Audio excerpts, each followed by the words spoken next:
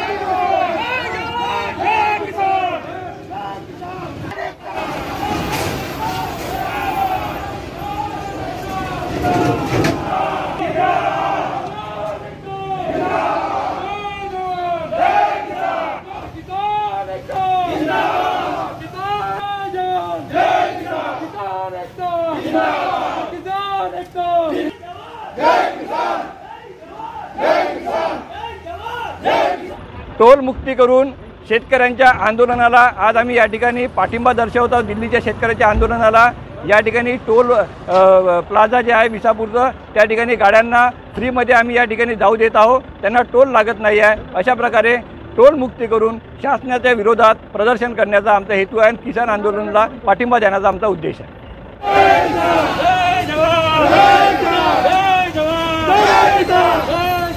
जय किसान